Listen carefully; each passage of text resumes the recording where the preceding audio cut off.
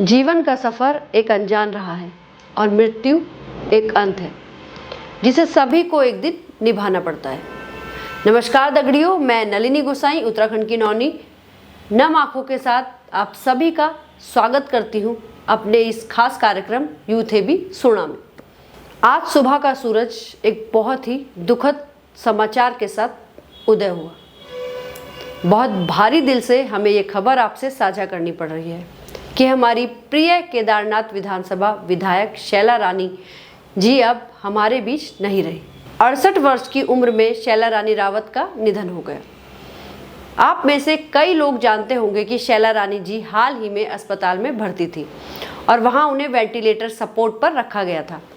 और उनकी बेटी ऐश्वर्या रावत ने सोशल मीडिया पर एक भावुक पोस्ट भी शेयर की थी जिसमें उनके सेहत के लिए सभी को प्रार्थना करने को कहा था। शैला रानी रावत ने पहली बार साल 2012 में विधानसभा चुनाव में केदारनाथ सीट से जीत हासिल की थी। हालांकि तब उन्होंने कांग्रेस के टिकट से चुनाव लड़ा था।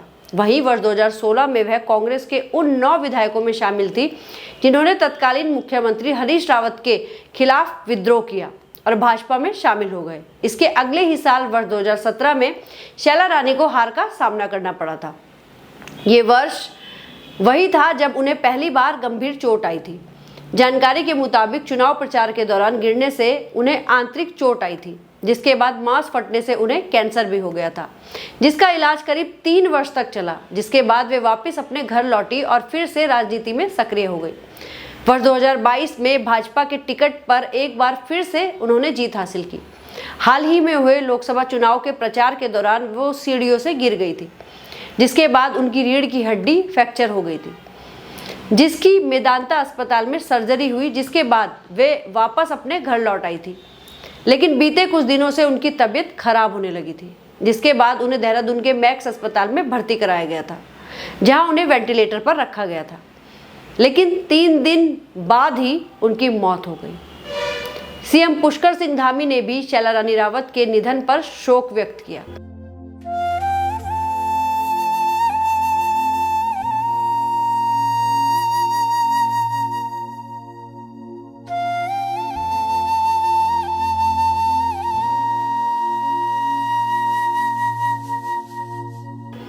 उन्होंने लिखा कि केदारनाथ विधानसभा से लोकप्रिय विधायक श्रीमती शैला रानी रावत के निधन का अत्यंत पीड़ादायक समाचार प्राप्त हुआ।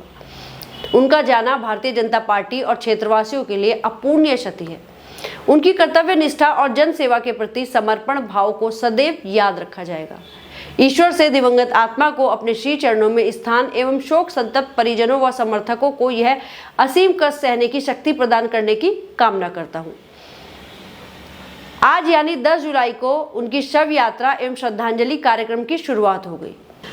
आज सुबह भाजपा के बलबीर रोड स्थित मुख्यालय में उन्हें श्रद्धांजलि अर्पित की गई। इसके साथ ही कई लोगों ने उन्हें श्रद्धांजलि दी।